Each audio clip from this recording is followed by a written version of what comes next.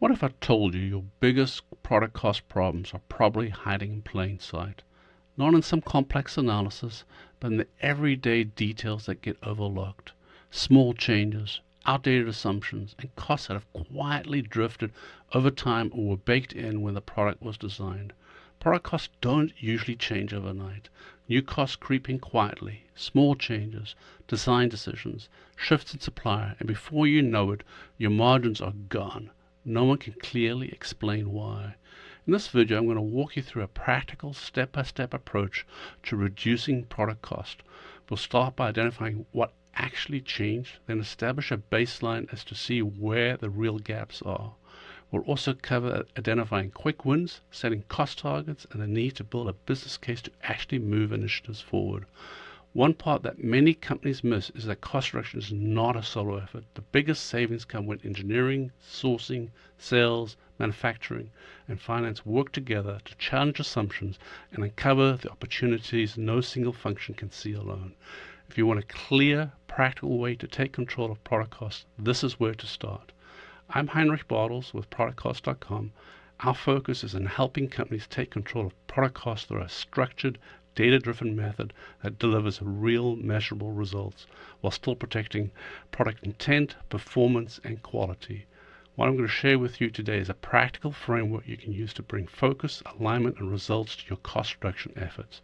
Later in the video, we'll provide you with a link to download a free one-page product cost reduction guide. Cost reduction efforts are usually initiated by someone on sales or business leadership approaching you because an item is no longer competitive and doesn't meet the costs that help them offer the pricing to a customer that is more amenable to them. Now your competitors have brought down their pricing, or your costs have increased to a degree where the current pricing is no longer supportable.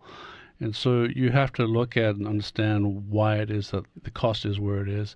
If the cost has changed over time and it's been much higher than it was 2-3 years ago, what you want to do is understand why is it that the cost has increased and what is the root cause of that, and see whether you can address that root cause. Sometimes this has occurred due to a shift in manufacturing. Maybe that the manufacturing facility has moved, you've shifted the manufacturing of an item from one facility to another, or you've moved the floor around where you're processing the material in a different way. You've moved your inventory to a different location in the plant, and now you're moving it from the opposite end of the plant, whereas it used to be very close to the actual process itself. There are numerous reasons for that, and you just need to look at it, dissect it, see what you can do to improve that. Another area would be to look at suppliers. Sometimes you switch suppliers, and now the new supplier had a very good cost to start off with, but they've crept up the cost over time, and you may not have seen it because it's just been at 2-3% at a time, but they've continuously done it every 3 to 6 months that they've increased their cost or price to you.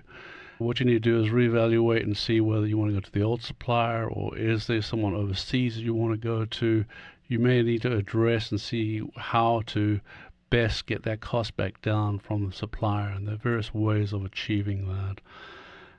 Another area is personnel changes, and you get some senior people come in and you hire people because they have ideas or new ideas, and you want to entertain those ideas, and they will come in and change a process with the intent to change and improve a certain scenario. It might be safety, it may be a better human factors friendly approach. There are numerous reasons for including these new processes, all done with good intent. But what's happened is the cost has risen by implementing this new process.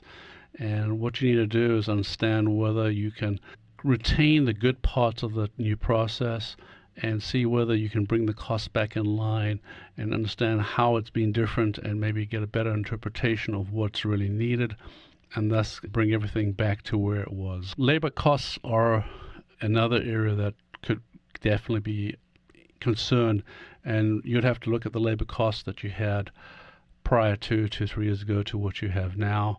If those costs have increased significantly and it's been beyond the amount that's due to inflation, then you'd want to assess what the mix of people you had back then is versus the mix you have now. Do you have more experienced people than you had in the past? You've just been hiring experienced people. You haven't hired many people with less experience or straight out of college or straight out of high school. What you want to do is try to get a good mix of experienced people and people who don't have as much experience are coming new to the workforce.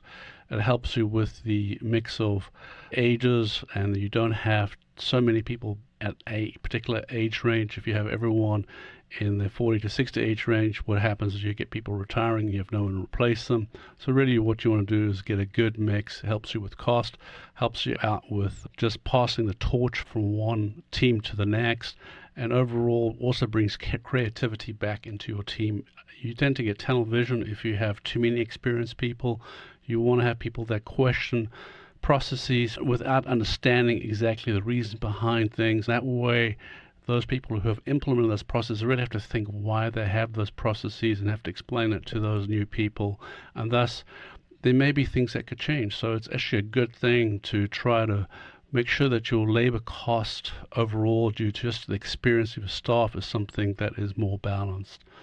Material costs are not as easy to change in the short term. If you have predicted the material cost is going up, you may be able to increase your inventory of raw materials and thus have more at hand. But then you've got to have a system in place that predicts the material cost going forward. If you don't have that in place right now, there's not much you can do about it, but what you can look at is, are there other suppliers that can get you better prices on the material? Is there a different way of arranging it? You'd have to assess what makes sense for your situation. Once you have established what has changed and you feel like you have a good handle on it, you may want to then go to the next step, which is to establish what your true baseline was back then. You may want to even do this before you look at what's changed. The baseline would include an item by item costing of that product back 2-3 years ago. It would need to include all the costs and the labor costs, supplier costs, everything that you had back 2-3 years ago, so you can truly compare it to what you have now. And what you want to do with that information once you've assembled it is take your current costs and combine those costs with your legacy cost in one sheet so that you can directly compare what you have. By doing so, you can now take the cost as you have them now, ensure that you have extended costs against every item, and then sort them from high to low, and then look at only at 80% of the actual cost. Add up all the items until you have 80% of the cost, and those are the items you're going to look at. Anything below that line is not going to be as effective as bringing your cost down, and you want to use an 80-20 rule in order to affect the best result when you have it. Otherwise, you're spending too much time trying to get cost out, and you want to spend the least amount of time that you can and try to get answers quickly. What you'll find is that sometimes you'll find items that are very easy to change and you can get cost out quite quickly on those. Those are what I refer to as low-hanging fruit. You want to address those as soon as you can and out of sequence and get the cost benefits right away. That way you'll have some relief from the business or the sales team in a more immediate sense on part of the cost of the product, and then you can work on the rest with time. Looking at all of this, you want to understand what is it that you have to do once you've identified certain areas that are now costing more. Do you need a project to actually get that cost down? If you need to get a project to get the cost down, now you start talking about having the need for a business case or an ROI, a return on investment calculation. You need to set timelines and schedules. What I stress is that if you are setting up a project, the first thing you want to do is, first of all, you want a business case. Number two, you want to make sure you have the cost target in whatever the requirement is that you're setting. And then you also need to write the requirements for the product. You don't want to just give the development team carte blanche in developing new items without understanding what the needs are for the customer. You don't want them to pull out features that are really necessary for that product. So in essence, you want to try to give them a set of requirements. They can't go out of the bounds of those requirements, and they have a cost target to meet. And with that, have much better parameters of fencing that they can work within. Before you actually start the project, you want to assign one person as the lead. Now that person can be from any function, and it may be good to rotate that person, so you could have procurement, engineering, or operations, or if you have a project management team, have someone from the project management team lead the effort.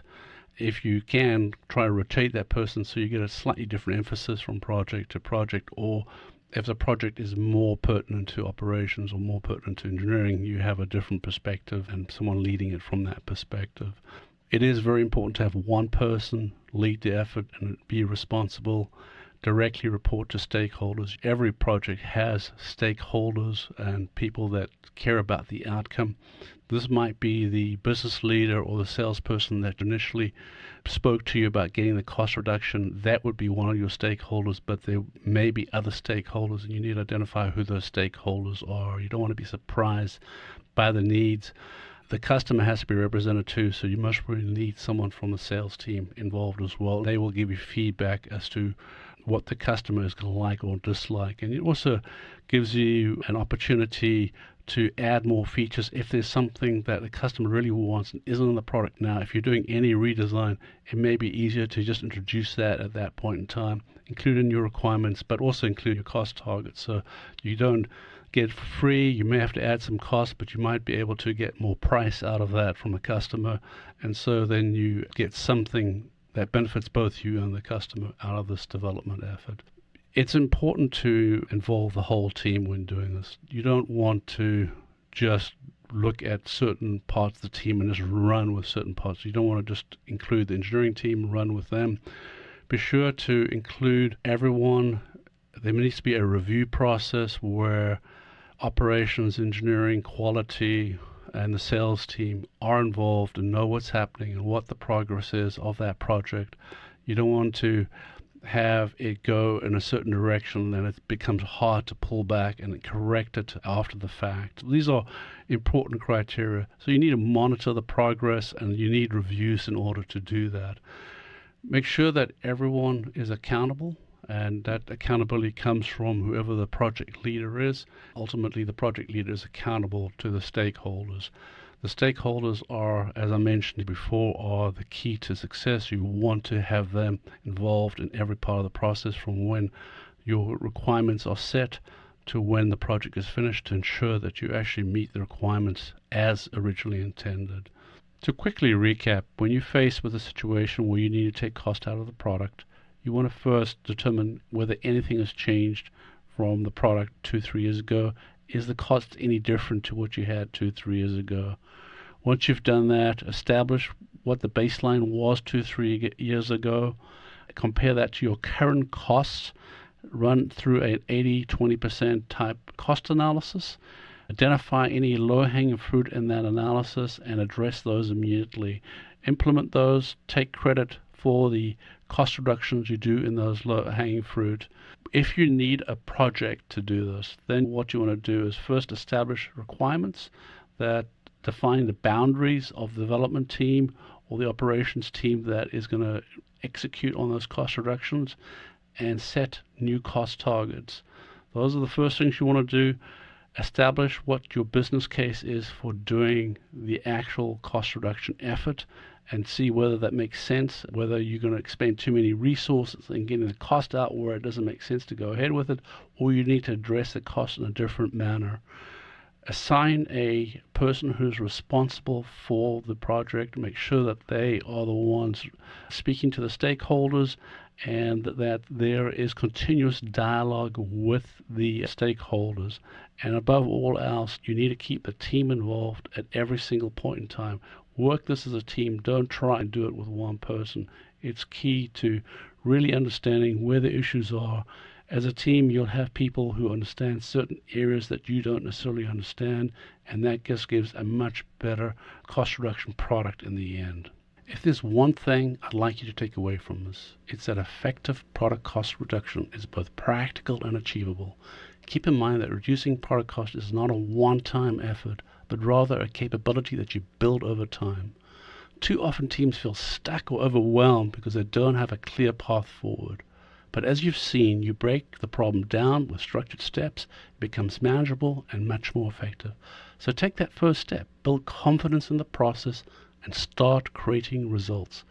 As you move forward, focus on consistency. Small, well-executed improvements compound over time and can lead to significant, lasting reductions in product cost. Don't wait for the perfect opportunity. Start with what you have and learn from it and build momentum. At productcost.com, we're here to support you all along the way. We regularly share insights, tools, practical guidance through our blog at productcost.com and LinkedIn content so you can continue developing your capabilities and staying current with proven approaches. We believe in equipping you with the tools and knowledge to succeed, not just with ideas, but with methods you can actually apply to your day-to-day work. If you're looking for more in-depth support, we offer online training, in-person workshops, consulting services to help you turn these concepts into real measurable results tailored to your products and your organization. Thank you again for the time that you spent here with me, and I wish you the very best in applying these ideas to your products and continue to build a strong, sustainable approach to managing product cost.